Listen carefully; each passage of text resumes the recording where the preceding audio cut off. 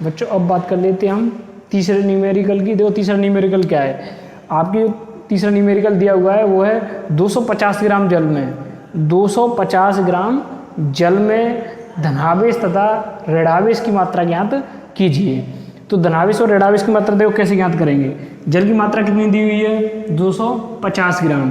तो यहाँ नंबर 3 क्या है, एम इक्वल क्या दिया हुआ है 250 ग्राम। मतलब हमें जल की मात्रा कितनी दी हुई है 250 ग्राम। हमें इसमें धनावेश तथा ऋणावेश की मात्रा ज्ञात करनी है कि कितना धनावेश है और कितना ऋणावेश है। अब देखो इसको ज्ञात करने के लिए हम क्या करेंगे कि कितने स्टेपों को फॉलो करना पड़ेगा। सबसे पहले तो हम इसमें अणुओं की संख्या ज्ञात करेंगे। 250 ग्राम जल में H2 अणुओं की संख्या ज्ञात करेंगे। पहला स्टेप हमारा क्या होगा, अणुओं की संख्या। जब हमारे पास अणुओं की संख्या आ जाएगी तो एक अणु में इलेक्ट्रॉन और प्रोटॉनों की संख्या आपको पता है, क्योंकि देखो H2 इसमें परमाणु क्रमांक कितना होगा ऑक्सीजन का 8 होगा, तो इलेक्ट्रॉन की संख्या कितनी हो गई 8, प्रोटॉनों की संख्या भी कितनी हो गई 8 हो गई। इसमें तो कितनी होगी 8। हाइड्रोजन में परमाणु क्रमांक कितना होता है 1 होता है। अब इसका 1 हो गया तो कितने परमाणु है ये 2, तो कितना हो गया 2, तो कितना हो गया 2। तो एक H2 अणु में प्रोटॉन या इलेक्ट्रॉनों की संख्या कितनी होगी 2 + 8 10 हो गई, तो कितनी हो जाएगी 10 होगी। आपको इलेक्ट्रॉन व प्रोटॉनों की संख्या पता है एक अणु में, तो हमें जितने भी 250 ग्राम जल में जितने भी अणु होंगे उसमें क्या ज्ञात करेंगे इलेक्ट्रॉन या प्रोटॉनों की संख्या। तो पहला स्टेप तो क्या हो गया हमारा, अणुओं की संख्या ज्ञात कर ली। अब एक अणु में हमें इलेक्ट्रॉन और प्रोटॉन की संख्या पता है, तो हम 250 ग्राम जल में जितने भी अणु होंगे उन सभी अणुओं में अणुओं की जितनी भी संख्या हमारे पास आ जाएगी उन सभी अणुओं में किसकी संख्या ज्ञात करेंगे, इलेक्ट्रॉन तथा प्रोटॉनों की संख्या। तो हमारा सेकंड स्टेप क्या होगा, अणुओं की संख्या ज्ञात कर लेंगे पहले, फिर अणुओं की संख्या के बाद फिर क्या ज्ञात करेंगे इलेक्ट्रॉन तथा प्रोटॉनों की संख्या। अब आपको पता है एक इलेक्ट्रॉन या एक प्रोटॉन पर आवेश कितना होता है 1.6 × 10⁻⁻19 कूलम। आपको एक पर पता है और इलेक्ट्रॉन और प्रोटॉन की संख्या पता है, तो इससे उस आवेश का क्या कर देंगे मल्टीप्लाई, तो फिर क्या ज्ञात कर लेंगे हम आवेश की मात्रा। तो नेक्स्ट स्टेप क्या होगा, आवेश की मात्रा। आवेश की मात्रा तो हम जो न्यूमेरिकल करेंगे उसमें कितने स्टेप फॉलो करने पड़ेंगे 3। तो ध्यान रखना, हमें आवेश की मात्रा ज्ञात करने के लिए हमें सबसे पहला काम जो करेंगे वो क्या करेंगे, अणुओं की संख्या ज्ञात करेंगे। 250 ग्राम जो जल दिया हुआ है उसमें सबसे पहले क्या ज्ञात करेंगे अणुओं की संख्या। और फिर क्या ज्ञात करेंगे, जब हमारे पास अणुओं की संख्या होगी, हमें एक अणु में इलेक्ट्रॉन प्रोटॉनों की संख्या पता है, तो उससे हम क्या ज्ञात कर लेंगे इलेक्ट्रॉन या प्रोटॉनों की कुल संख्या। अब इलेक्ट्रॉन प्रोटॉन की कुल संख्या हमने ज्ञात कर ली, तो हमें एक इलेक्ट्रॉन या प्रोटॉन पर आवेश पता है, तो उन सभी इलेक्ट्रॉन और प्रोटॉनों पर कुल आवेश हम ज्ञात कर सकते हैं। 3 स्टेप फॉलो करनी है, आपका न्यूमेरिकल कंप्लीट हो जाएगा, आंसर आ जाएगा। तो सबसे पहले हम कौन सा स्टेप फॉलो करना है, अणुओं की संख्या। तो देखो अणुओं की संख्या कैसे ज्ञात करेंगे, 3 स्टेप ध्यान रखना, ये 3 स्टेप फॉलो करनी है इसमें। तो अणुओं की संख्या देखो कैसे ज्ञात करेंगे। अणुओं की संख्या ज्ञात करने से पहले आपको अणुवार ज्ञात होना चाहिए। H2 अणु का अणुवार ज्ञात होना चाहिए। तो H2O अणु का अणुभार कितना होता है, देखो H2O इसका हाइड्रोजन का अणुभार कितना होगा 1 होगा, लेकिन परमाणुओं की संख्या कितनी है 2, तो इंटू 2 हो जाएगा। ऑक्सीजन का अणुभार कितना होगा 16 होगा कि नहीं होगा, टोटल कितना हो गया, ये कितना हो गया 18, तो कितना आ गया H2O अणु का अणुभार कितना आ जाएगा 18। इसका मात्रक कि AMU होता है एटॉमिक मास यूनिट, लेकिन यहाँ लिखने की कोई ज़रूरत नहीं है। तो अब हमारे पास अणुभार आ गया, तो थोड़ी सी केमिस्ट्री से भी संपर्क कर लेते हैं कि हम जो भार दिया होता है उसमें हम अणुओं की संख्या कैसे ज्ञात करते हैं। तो आपने केमिस्ट्री एक फार्मूला पढ़ा होगा, दिया गया भार बटे अणुभार इंटू अवोगाद्रो संख्या। तो अणुओं की जो संख्या ज्ञात करते हैं, अणुओं की संख्या ज्ञात करते हैं, तो कैसे ज्ञात करते हैं, दिया गया भार बटे अणुभार इंटू, मैं कहाँ से बात कर रहा हूँ, केमिस्ट्री से बात कर रहा हूँ। सॉल्यूशन वाला चैप्टर होगा आपका दूसरा, उसमें आपने इसको पढ़ा होगा, अवोगाद्रो संख्या।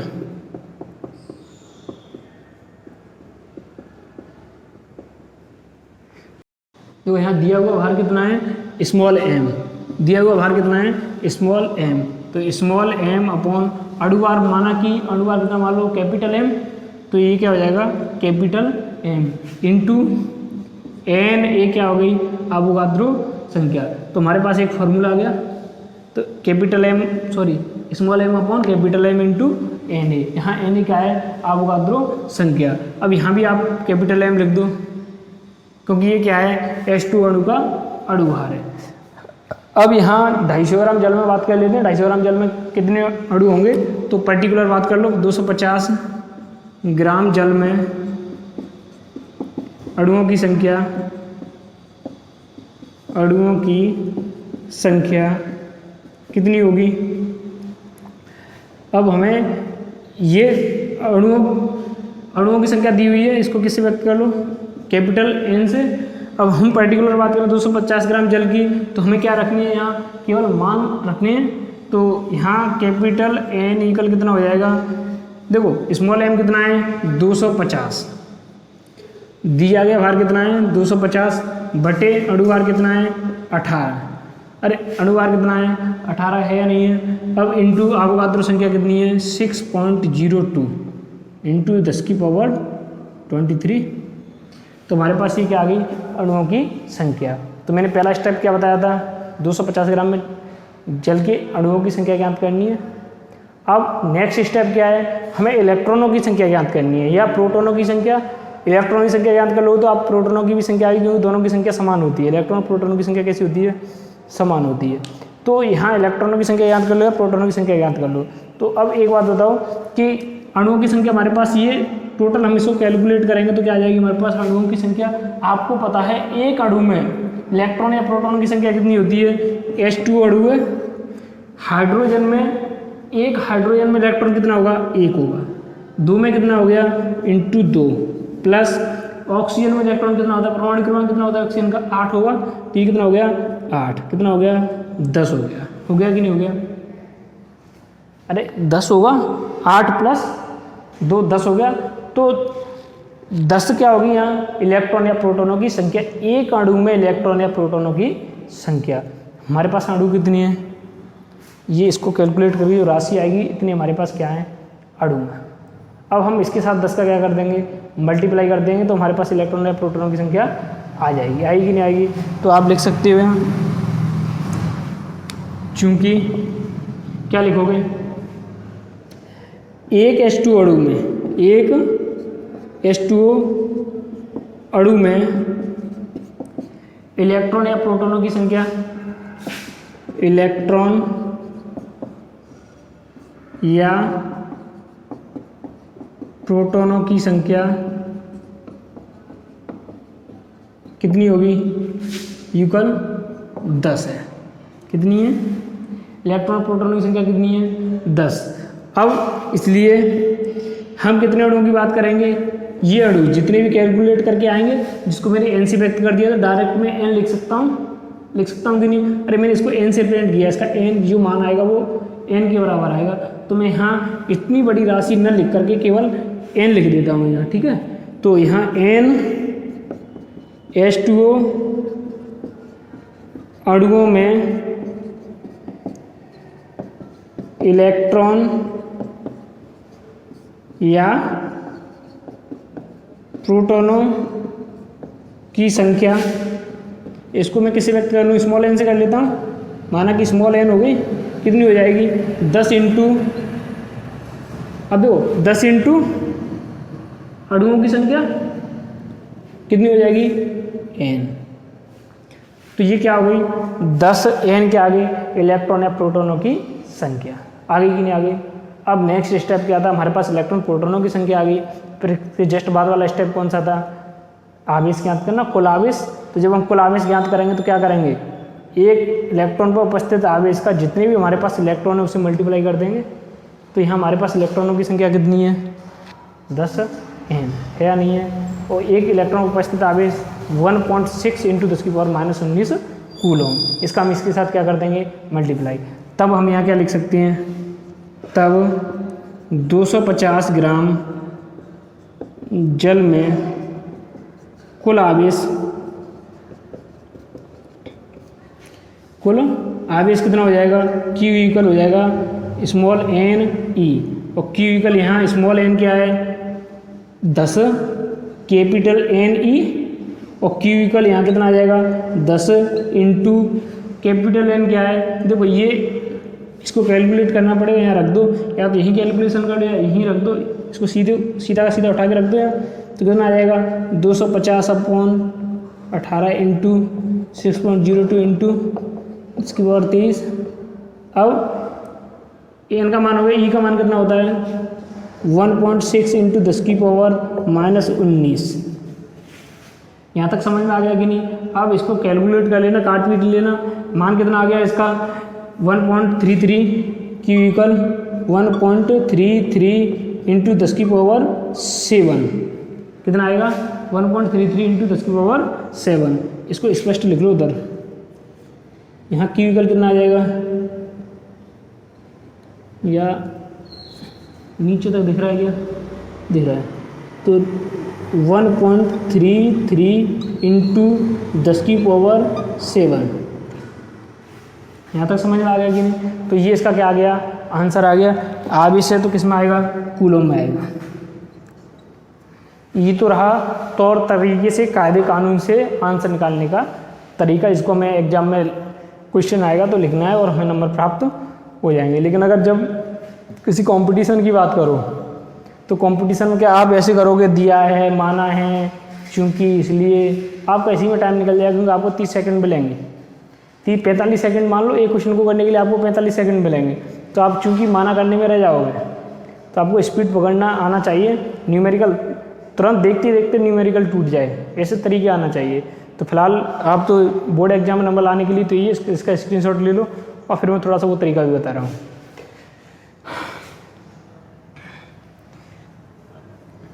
तो हमने इसमें कितने स्टेप फॉलो किए हैं, हमने इसमें कितने स्टेप फॉलो किए हैं, 3 स्टेप फॉलो किए हैं। सबसे पहले हमने क्या ज्ञात किया है, अणुओं की संख्या ज्ञात की है, फिर अणुओं की संख्या, इलेक्ट्रॉन और प्रोटॉनों की संख्या ज्ञात की है, फिर उससे हमने आवेश का मान ज्ञात किया है।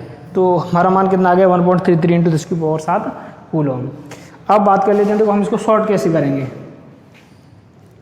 हमें ये सारी कहानी नहीं कहनी है, हमें इसको क्या करना है, शॉर्ट करना है।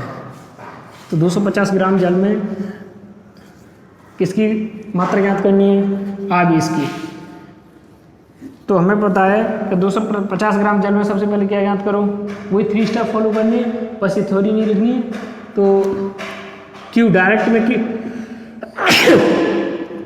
में क्यों ज्ञात कर रहा हूँ, तो यहाँ सबसे पहले 250 ग्राम जल में अणुओं की संख्या, तो दिया गया भार 250 बटे अणु भार 18 इंटू अवोगाद्रो की संख्या 0.23, 6.02 इंटू 10⁻23। ये अणुओं की संख्या आ गई। आपको पता है एक अणु में इलेक्ट्रॉनों या प्रोटॉनों की संख्या कितनी होती है, 10 होती है। तो इतने अणुओं में कितनी हो जाएगी, इंटू 10 इंटू एक इलेक्ट्रॉन या प्रोटॉन पर आवेश की मात्रा कितनी होती है, 1.6 इंटू 10⁻19। तो इतने इलेक्ट्रॉन या प्रोटॉनों पर आवेश कितना हो जाएगा, 1.6 इंटू 10⁻19। आंसर कितना आ गया, 1.33 इंटू 10⁻7 कूलम। समझ में आ गया कि नहीं। कुछ नहीं, ऐसे करने होते हैं IIT न्यूमेरिकल्स या कोई भी कंपटीशन होगा तो उसमें कंसेप्ट क्लियर होना चाहिए आपका कंसेप्ट बहुत अच्छे से क्लियर है। आपको पता है कि यहाँ क्या ज्ञात करना है, आपको आवेश ज्ञात करना है। तो 250 ग्राम जल में अणुओं की संख्या ज्ञात कर लो, फिर इलेक्ट्रॉन प्रोटॉनों की संख्या ज्ञात कर लो, तो मल्टीप्लाई करते जाओ बस, सीधे सीधे, कुछ नहीं है, मल्टीप्लाई करते जाना है। अणुओं की संख्या जिसका मल्टीप्लाई करते हुए इलेक्ट्रॉन प्रोटॉनों की संख्या, फिर इसका गुणा करते ही 1.6 इंटू 10⁻19 का मतलब एक इलेक्ट्रॉन उपस्थित आवेश को गुणा करते ही संपूर्ण आवेश आ गया। तो इतना आवेश होता है 250 ग्राम जल में। तो ये शॉर्ट है, आप कैसे भी कर सकते हो, जहाँ तक है वहाँ तक कोशिश करना। राजस्थान बोर्ड में तो पूरा लिखना है आपको मार्क्स चाहिए, और प्लस आपको ऐसे भी कंसेप्ट क्लियर होने चाहिए, इसको आप न्यूमेरिकल को देखते देखते तोड़ सको, जिससे आपको फर्स्ट अटैम्प्ट में ही कहीं ना कहीं हो जाए, किसी भी कंपटीशन हो फर्स्ट अटैम्प्ट में हो जाएगा। तो अब बात कर लेते हैं चौथे न्यूमेरिकल की। देखो चौथा न्यूमेरिकल क्या है, चौथा न्यूमेरिकल है हाइड्रोजन परमाणु में इलेक्ट्रॉन, हाइड्रोजन नंबर 4। देखो 4 क्या है, हाइड्रोजन परमाणु में इलेक्ट्रॉन तथा प्रोटॉनों के बीच दूरी दी हुई है। हाइड्रोजन परमाणु में इलेक्ट्रॉन तथा प्रोटॉनों के बीच दूरी दी हुई है, वो कितनी है, आर इक्वल दिया हुआ है, यहाँ दिया क्या है 5.3 इंटू 10 की पावर 5.3 इंटू 10 की पावर -11 मीटर। दूरी कितनी दी हुई है, 5.3 इंटू 10 की पावर -11 मीटर दूरी दी हुई है। अब इनके मध्य विद्युत आकर्षण बल का परिकलन करना है, इनके मध्य विद्युत आकर्षण बल का क्या करना है, परिकलन करना है, कैलकुलेट करना है कि विद्युत आकर्षण बल कितना लगेगा, और इस बल की गुरुत्वाकर्षण बल से तुलना भी करनी है, और हमें ये भी याद करना है कि इन दोनों आवेशों के मध्य गुरुत्वाकर्षण बल भी कितना लगेगा, किस किस के मध्य, इलेक्ट्रॉन व प्रोटॉन के मध्य। कोई हाइड्रोजन परमाणु दिया हुआ है, उसके इलेक्ट्रॉन और प्रोटॉन के मध्य की दूरी दी हुई है, और हमें उनके मध्य विद्युत आकर्षण प्रतिकर्षण लगेगा, इलेक्ट्रॉन प्रोटॉन है तो उनके मध्य विद्युत प्रतिकर्षण बल का मान ज्ञात करना है, तथा उनके मध्य लगने वाले गुरुत्वाकर्षण बल का मान भी ज्ञात करना है, और उनका कंपैरिजन करना है, तुलना करनी है कि कौन से बल का मान सापेक्षता कितना अधिक है या कितना कम, हमें उनकी क्या करनी है, तुलना करनी है। तो सबसे पहले हम कूलॉम बल ज्ञात कर लेते हैं, या हम ये कह सकते हैं विद्युत बल ज्ञात कर लेते हैं। तो विद्युत बल ज्ञात करने के लिए हमारे पास दूरी दी हुई है, आवेश के परमाणु की आवश्यकता है। तो आवेश का परमाणु आपको पता है इलेक्ट्रॉन प्रोटॉन का कितना होता है, परमाणु समान होता है 1.6 इंटू 10 की पावर -19 कूलॉम होगा। तो यहाँ जो बात करें किसकी, विद्युत बल की, किसकी, विद्युत बल, विद्युत बल, विद्युत बल को आप एफ ई से रिप्रेजेंट कर लो, के Q1 Q2 upon are square, अरे ये तो फॉर्मूला है कूलॉम नियम से, के Q1 Q2 upon are square. अब यहाँ कंडीशन के हिसाब से यहाँ जो आवेश है वो किसका है, एक इलेक्ट्रॉन का आवेश है, एक प्रोटॉन का आवेश है, लेकिन आवेश समान है, तो यहाँ Q स्क्वायर होना चाहिए कि नहीं होना चाहिए, क्योंकि परमाणु दोनों का कैसा होता है, समान होता है। तो यहाँ F इक्वल मान रख लो, के की वैल्यू कितनी होती है, याद होनी चाहिए, 9 इंटू 10 की पावर 9, 9 इंटू 10 की पावर 9 इंटू Q1 क्या है, इलेक्ट्रॉन पर आवेश, Q2 क्या है, प्रोटॉन पर उपस्थित आवेश। तो आप इसको ऐसे भी रिप्रेजेंट कर सकते हो, QE, यहाँ क्या लगा दो, QP, या Q1 Q2 कैसे भी कर सकते हो। तो QE का मतलब क्या हो गया, इलेक्ट्रॉन पर उपस्थित आवेश, QP का मतलब प्रोटॉन पर उपस्थित आवेश हो गया। तो यहाँ देखो 1.6 इंटू 10 की पावर -19 इंटू 1.6 इंटू 10 की पावर -19। अब एक बच्चे ने कमेंट में पूछा था कूलॉम, जब मैंने कूलॉम नियम पढ़ाया था तो उसमें किसी बच्चे ने कमेंट किया था कि सर यहाँ मॉड क्यों लगाया है। तो देखो मॉड लगाने का कारण यही था मेरा कि यहाँ QE क्या है, इलेक्ट्रॉन पर उपस्थित आवेश, ऋणावेश होगा तो मुझे यहाँ नेगेटिव साइन लगाना चाहिए, नेगेटिव चिन्ह लगाना चाहिए कि नहीं। यहाँ ये QP प्रोटॉन पर उपस्थित आवेश है प्लस, तो यहाँ प्लस माइनस क्या हो जाएगा, माइनस हो जाएगा, बल कैसा आएगा, ऋणात्मक मान आएगा, जबकि हमें इन दोनों के परमाणु की आवश्यकता होती है। किसकी आवश्यकता होगी, परमाणु की। तो ध्यान रखना इलेक्ट्रॉन है तो यहाँ नेगेटिव नहीं लेंगे, यहाँ ऐसा नहीं कि इलेक्ट्रॉन का आवेश ऋणात्मक तो होगा ही उस पर, -1.6 इंटू 10 की पावर -19 कूलॉम, लेकिन यहाँ हम इसके परमाणु की जरूरत होती है, क्योंकि परिभाषा क्या थी कि नहीं, दो स्थिर बिंदुवत आवेशों के मध्य लगने वाले आकर्षण और प्रतिकर्षण बल का मान उन दोनों आवेशों के परमाणु के गुणनफल के समानुपाती होता है। तो परमाणु मतलब उसकी मात्रा चाहिए, न कि वो धनावेश और उसका ऋणावेश वाली कहानी। तो यहाँ केवल धनावेश यूज करेंगे, इसलिए वहाँ मैंने मॉड लगाया था। मॉड दोनों राशि को धनात्मक करता है, और इलेक्ट्रॉन भी होगा तो वो नेगेटिव साइन उस मॉड से हट जाएगा, इसलिए मैंने मॉड लगाया था। तो ये तुम्हारी बात क्लियर हो गई। अब यहाँ देखो मैंने दोनों पॉजिटिव ही लिए हैं, अपॉन आर स्क्वायर कितना है 5.3 इंटू 10 की पावर -11। अब इसको कैलकुलेट करना है, कैलकुलेशन आप कर सकते हो, मुझ पर जोड़ घटाव गुणा भाग तो नहीं आते, इसलिए मैं टिप के लिख देता हूँ यहाँ कि आंसर कितना आ रहा है प्रोसेस प्रक्रिया मैं आपको बता रहा हूँ, आंसर मैं टिप के लिख रहा हूँ, क्योंकि मेरे पास जोड़ घटाव गुणा भाग ये जो छोटी छोटी जो प्रक्रिया है वो नहीं आती मेरे पर। अब देखो एफ है, अगर आप पर नहीं आए तो समस्या वाली बात है, क्योंकि एग्जाम आपको देना है, मुझे नहीं देना। मुझे तो सिर्फ आपको पढ़ाना है। आपको सर आप पर ही जोड़ घटाव गुणा भाग नहीं आ रहे, अरे तो आंसर तो आप भी बता दोगे, देख के मैं लिख देता हूँ, प्रक्रिया तो बता रहा हूँ कंप्लीट। ऐसा नहीं जोड़ घटाव गुणा भाग नहीं आते, लेकिन फिर भी टाइम लगता है, इसलिए टाइम बच जाएगा, देख के बता दो।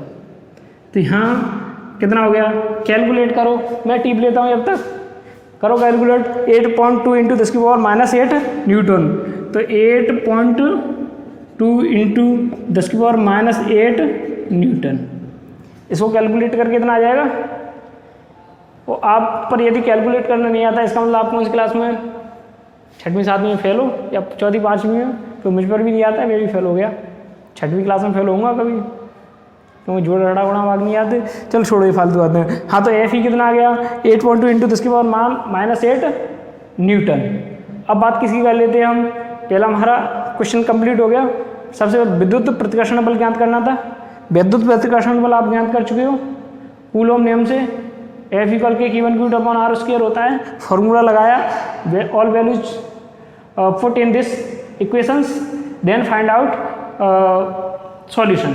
तो यहाँ हमने क्या प्राप्त कर लिया, उसका हल प्राप्त कर लिया। अब बात कर लेते हैं हम किसकी, गुरुत्वाकर्षण बल की, गुरुत्वीय बल की। तो गुरुत्वीय बल कैसे याद करेंगे, गुरुत्वीय बल एफ, यहाँ तो ई से व्यक्त किया है, यहाँ क्या लगा देता हूँ मैं, स्मॉल जी लगा देता हूँ, ग्रेविटेशन फोर्स। अरे एफ जी का मतलब ग्रेविटेशन फोर्स, गुरुत्वीय बल। तो गुरुत्वीय बल आपने पढ़ा हुआ फॉर्मूला क्या था 11वीं क्लास में, G m1 m2 upon r²। पढ़ा है कि नहीं पढ़ा है, यहाँ m1 m2 दोनों आवेशों का द्रव्यमान है। अब m1 m2 की जगह यदि आप यहाँ EP लिखो यहाँ की तरह, वो सही है, गलत तो ये भी नहीं सही है। तो m1 की जगह लिख दो me इलेक्ट्रॉन का द्रव्यमान, यहाँ क्या लिख दो mp प्रोटॉन का द्रव्यमान। अब इसको क्या कर दो, सॉल्व कर दो, fg जी की वैल्यू कितनी होती है 6.67 इंटू 6.67 इंटू 10 की पावर -11। तो ये याद रखना है आपको, 6.67 इंटू 10 की पावर -11। अब एक बात बताओ, एम ई क्या है, इलेक्ट्रॉन का द्रव्यमान। तो इलेक्ट्रॉन का द्रव्यमान कितना होता है 9.1 इंटू 10 की पावर -31। तो इंटू 9.1 इंटू 10 की पावर -31। और एम पी क्या है यहाँ, प्रोटॉन का द्रव्यमान। तो प्रोटॉन का द्रव्यमान कितना होता है बताओ, प्रोटॉन का द्रव्यमान कितना, 1.67 इंटू 10 की पावर -27 इंटू 1.67 इंटू 10 की पावर -27 किलो। तो ये मान आपको याद रखनी है। इलेक्ट्रॉन का द्रव्यमान कितना होता है 9.1 इंटू 10 की पावर -31। प्रोटॉन का द्रव्यमान कितना होता है 1.67 इंटू 10 की पावर -27। अब जी का मान कितना है 6.67 इंटू 10 की पावर -11। इन दोनों आवेशों के मध्य की दूरी कितनी दी हुई है 5.3 इंटू 10 की पावर -11। 5.3 इंटू 10 की पावर -11। कैलकुलेट करो, जब तक मैं टिपाई करता हूँ आप कैलकुलेट करो। हाँ तो मान कितना हो गया, मान आ रहा है आपका 3.6 इंटू 10 की पावर -47। कितना आ रहा है 3.6 इंटू 10 की पावर, इतना मान आ रहा है न्यूटन में। तो ये आपका किसका मान हो गया, गुरुत्वीय बल का। तो कैलकुलेशन तो कर लो आप, पर मैं यहाँ कैलकुलेशन करने बैठ गया तो शायद 1 घंटे में 3 या 4 न्यूमेरिकल होंगे, और यहाँ 1 घंटे में काफ़ी न्यूमेरिकल कराने हैं। या उस कैलकुलेशन की दम को यदि आपको समझाने में लगा दूंगा तो आपकी समझ में अच्छे से आ जाएगा। तो इसलिए मैं कैलकुलेशन नहीं कर रहा, या डायरेक्ट आंसर टिप के लिख रहा हूँ। तो यहाँ तक समझ में आ गया कि नहीं। अब ये किसका मान आ गया, गुरुत्वीय बल का, उन दोनों आवेशों के मध्य लगने वाले गुरुत्वीय बल का। और ये किसका है, विद्युत बल का। अब हमें इसकी क्या करनी है, तुलना करनी है। तो हम क्या करेंगे, इन दोनों का अनुपात ले लेंगे। क्या ले लेंगे, अनुपात ले लेंगे। तो देखो अनुपात में कैसे लेंगे, F E upon F G कर लो, विद्युत बल अपॉन गुरुत्वीय बल। इन दोनों मानों को रख लो, भाग देकर ये रिलेटेड आएगा, उससे पता चल जाएगा कि वैद्युत बल गुरुत्वीय बल से कितना प्रबल है। यहाँ वैद्युत बल गुरुत्वीय बल से प्रबल ही होगा, तो वैद्युत बल गुरुत्वीय बल से प्रबल होगा। क्यों होगा? क्योंकि इलेक्ट्रॉन प्रोटॉन का द्रव्यमान बहुत कम है, इलेक्ट्रॉन प्रोटॉन का द्रव्यमान बहुत कम है, इसलिए गुरुत्वीय बल कम लगेगा और वैद्युत बल अधिक लगेगा। तो कर लो, इसका स्क्रीनशॉट ले लो यहाँ तक, फिर मैं मिटा रहा हूँ इसको।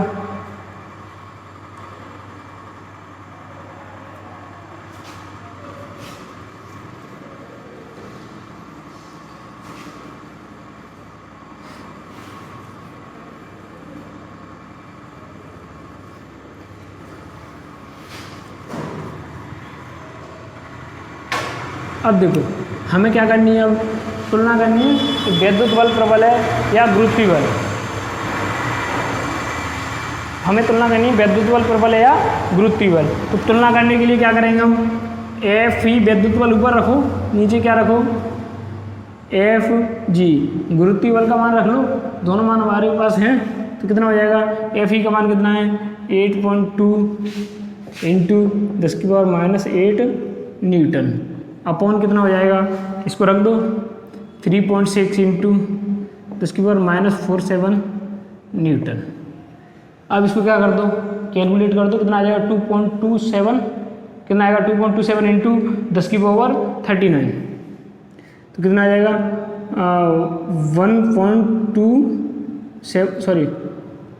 2.27 इंटू 10 कैलकुलेट करो आप, इतना ही आ रहा है कि नहीं 10⁻39 न्यूटन।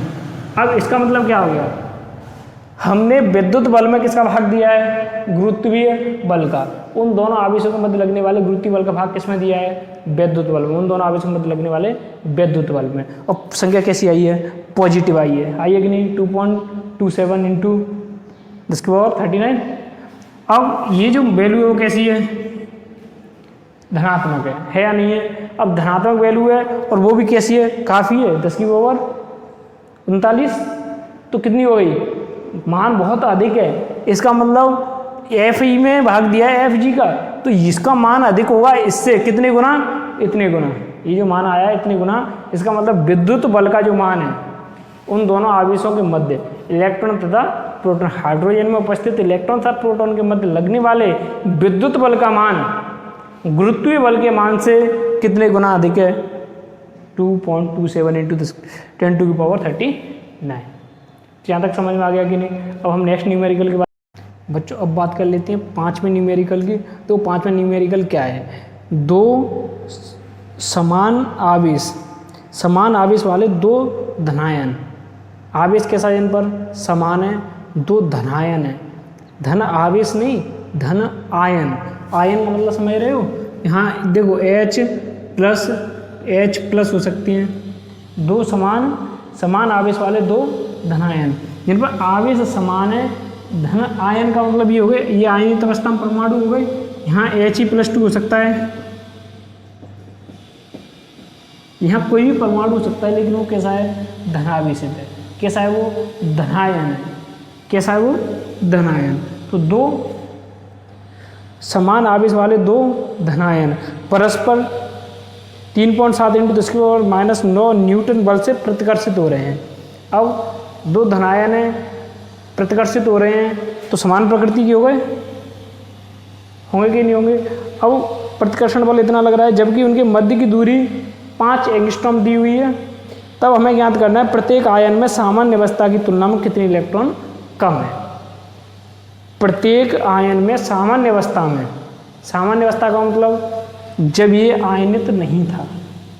अरे यहाँ मैंने एग्जाम्पल लिए हैं हाइड्रोजन के, हीलियम के, तो केवल एग्जाम्पल लिए हैं, परमाणु कुछ भी हो सकते हैं, वो आयनित अवस्था में, वो आयन है।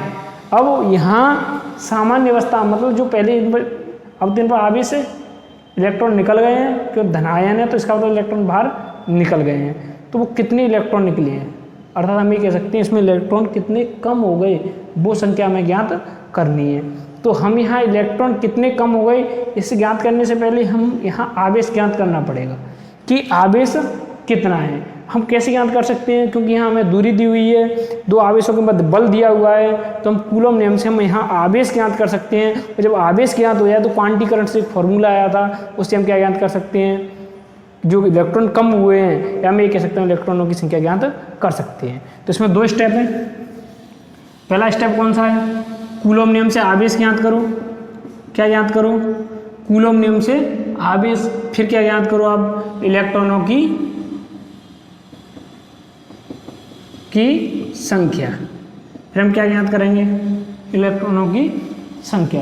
तो सबसे पहले क्या ज्ञात कर लो, आवेश। और आवेश किससे ज्ञात करेंगे, कूलम के नियम से, क्योंकि यहाँ दो कंडीशनें दी हुई हैं, एक तो दूरी दी हुई है दो आयनों के मध्य की, और क्या दिया हुआ है, बल दिया हुआ है। तो क्वेश्चन कौन सा है, 5वां।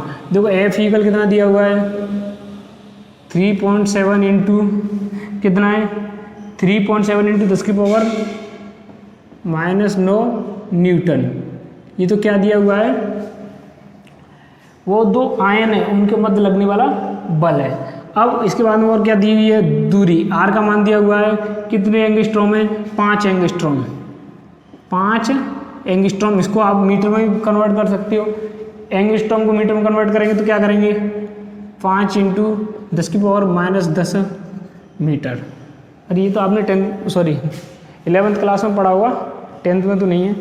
अब हमने इसको किस में कन्वर्ट कर लिया, मीटर में कन्वर्ट कर लिया, 5 इंटू 10⁻10 मीटर हो गया। अब वो हमें पता है कूलम नियम से, किससे, कूलम नियम से F इक्वल क्या होता है, K Q1 Q2 upon R square होता है कि नहीं होता है, कूलम नियम से K Q1 Q2 upon R square होता है। अब यहाँ F इक्वल कितना हो जाएगा, K Q1 Q2 कैसे हैं, बराबर है Q square upon R square, चूँकि Q1 equal Q2 equal Q। Question में दिया हुआ है, दो क्या दिया हुआ है, समान आवेश वाले दो धनायन। आवेश कैसा है उनका, समान आवेश वाले दो धनायन। तो आवेश समान का मतलब हमने Q1 Q2 कैसा कर दिया, बराबर Q के बराबर में रख दिया। तो यहाँ Q1 Q2 की जगह आप कुछ भी कर लो, Q कर लो, तो Q इंटू Q स्क्वायर हो जाएगा। तो मैंने क्या लिख दिया, K Q square upon R square. अब जो मान हमारे पास है उनको रख लो। आप यहाँ से Q स्क्वायर क्या ज्ञात कर लोगे, Q स्क्वायर इक्वल क्या आ जाएगा, इसको इधर भेज दो, इसको नीचे ले आओ, तो F R square upon K हुआ कि नहीं होगा। अब Q इक्वल कितना हो जाएगा, इसको उधर भेज दो, अंडर रूट में चला जाएगा, साथ साथ में मान भी रख रहा हूँ, ये स्क्वायर उधर किस में जाएगा, अंडर रूट में, और क्या रख देता हूँ साथ ही साथ मान, जो मान दिए हुए अंडर रूट में। देखो F का मान कितना दिया हुआ है, 3.7 इंटू 10⁻⁹ इंटू R का मान कितना दिया हुआ है, ये दिया हुआ है 5 इंटू 10⁻⁻10 का स्क्वायर। होगा कि नहीं होगा। अब अपॉन K का मान कितना होता है, 9 इंटू 10⁻⁹, ये आना चाहिए। अब यहाँ तक पहुँच गए हम। अब इसको क्या करना है, सॉल्व करना है। इससे पहले मैं न्यूमेरिकल आपको कैलकुलेशन नहीं कराई थी बिल्कुल, क्योंकि छोटी मोटी कैलकुलेशन थी। यहाँ भी सब छोटी मोटी कैलकुलेशन, बस प्रॉब्लम यहाँ आएगी इसका अंडर रूट लेने में। 3.7 का अंडर रूट लेने में थोड़ी सी प्रॉब्लम आएगी, और इसके रूट क्लियर हो तो कोई दिक्कत वाली बात ही नहीं है, आप ज्ञात कर सकते हो। तो Q इक्वल यहाँ से कितना आ जाएगा, Q इक्वल कितना आ जाएगा यहाँ से, देखो हम अगर इसका वर्ग करेंगे तो कितना आ गया, 25 आ गया, और इसका कितना हो जाएगा, -20। अब हम इसका अंडर रूट भी साथ ही साथ ले लेते हैं, इसका क्या कर दो, अंडर रूट भी साथ ही साथ ले लो। अब देखो यहाँ इसको ऊपर पहुँचा दो, 10⁻9 किस में हो जाएगी, -9 हो जाएगी। तो यहाँ क्या करेंगे कि अंडर रूट लगाओ, 3.7 इंटू 10⁻⁹ इंटू, देखो ये 10⁻9 है, ऊपर जाएगी किस में हो जाएगी, माइनस में हो जाएगी, तो इंटू 10⁻⁹। अब यहाँ इसका वर्ग करेंगे तो कितना आ जाएगा, इंटू 25, अरे 5 का वर्ग कितना हो गया, 25 हो गया, इसका वर्ग करेंगे तो 10⁻⁻20 हो जाएगा। अब इंटू 10⁻⁻20 आना चाहिए कि नहीं। नीचे क्या बचा, 9, नीचे कितना बचा, 9 कहीं भी रख दो। अब इसको आगे सॉल्व करो। देखो यहाँ तक स्क्रीन शॉट लेना है तो स्क्रीन शॉट ले लो, ऊपर के मामले को मिटा रहा हूँ सबको।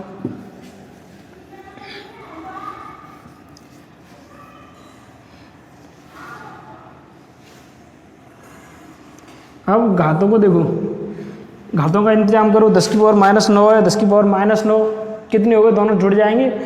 आदर समान होने पर गुणा की क्रियाम घातें जुड़ जाती हैं। तो 10 की पावर -9 इंटू 10 की पावर -9 कितने हुआ, 10 की पावर -18। अब यहाँ कितना है, 10 की पावर -20। तो अब टोटल कितने हो गए, 10 की पावर -38 हो गए कि नहीं हो गए। तो यहाँ से की विकल्प कितना आ जाएगा, देखो मैं आपको स्टेप वाइज बता रहा हूँ। अंडर, अब ये 25 है और 3.7, तो 25/9। इस 9 को मैंने 25 के बटे में रख दिया है, इंटू 3.7 इंटू 10 की पावर कितना है, देखो 3.7 हो गया, 25 हो गया, 10 की पावर कितना हो गया था 38, 10 की पावर -38 होगा कि नहीं होगा। अब इसका क्या कर दो, अंडर ले दो। देखो अंडर कैसे लेंगे, इस 25 का कितना हो गया 5, 9 का कितना हो गया 3, तो 5/3 इंटू, अब 10 की पावर -38 का अंडर कैसे लेंगे। अरे आपको दिख नहीं रहा है ऊपर, चलो ठीक है नीचे लिख रहा हूँ, इसको नीचे लिख लो थोड़ा सा। तो की विकल्प कितना आ जाएगा, यहाँ अंडर रूट में